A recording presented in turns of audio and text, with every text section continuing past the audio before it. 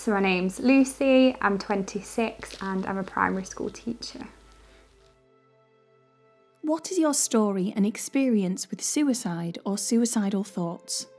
Like year 8, year 9 at school, I started to suffer with friendship issues, and at home I always found it really difficult because my brother and sister were younger than me, so they always got a lot of the attention and I kind of felt like the outsider at home, and then it started to feel like that at school as well. And I didn't really feel like there were many people I could speak to about it or anybody that really listened to me. And then when people seemed to find out about the self-harm and things more, instead of more understanding, it was more that I was being really selfish, or people, especially some people at school, would make fun of it and find it really funny, which then made it worse in turn because I just didn't feel listened to really.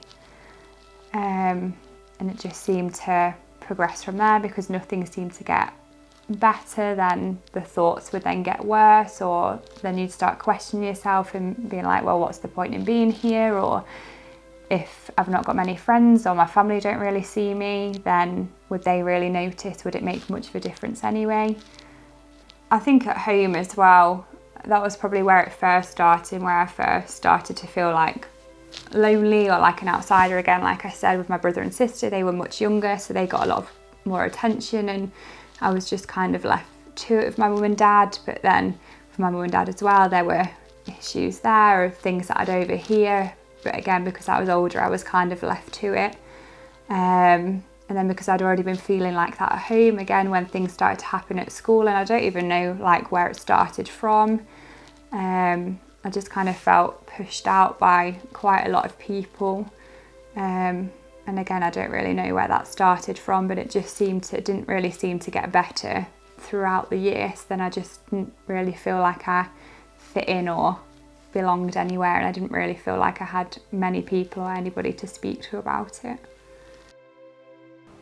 My name's Lance, 37, and I'm a chef. Hard couple of years on the drugs, what set me in my path. Surrounded by loads of mates. Well, you'd think there was mates, but they weren't. Partying all night, partying all day, literally where I'm saying all day and night. It was constant go, go, go. And I think the pressure of that pushed my lifestyle to one side, where I've got 3 sons, missus. I moved out the family home. I chose the lifestyle over that. And I think depression crept upon me more than I knew what I thought it was creeping up on me.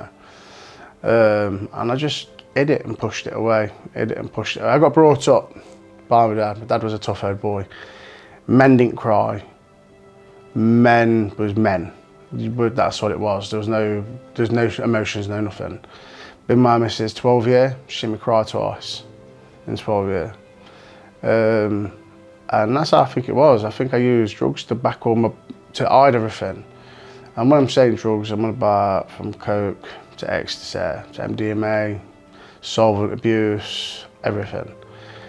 And I got to the point where I was living at a place where I was working, top of an hotel one night, and I was absolutely off my nut. Where I'm saying I was pills, MDMA, and I was sat on the edge of the building, looking down, thinking to myself, would it be easier for everyone else for me to jump and stop hurting everybody, stop hurting myself, they'll get over me. I had so much weird, crazy thoughts going through my head. And it weren't for the fact there was some woman that used to live in the building facing us, and she shouted at me, that's what I'm doing. And I looked up and I seen my reflection in the window of the pub facing me, and I just thought to me, I can't do it. I couldn't do it to my sons. And my son's what was pushing me the most. One in particular was my oldest one, and I just thought to myself, no, I can't do it. And I backed up, and as I backed up, I slid off the other back end of the roof, went 2 stories down, and landed on a flat roof, fractured my collarbone and my elbow. And I think it was at that point where I had a bit of a wake-up call.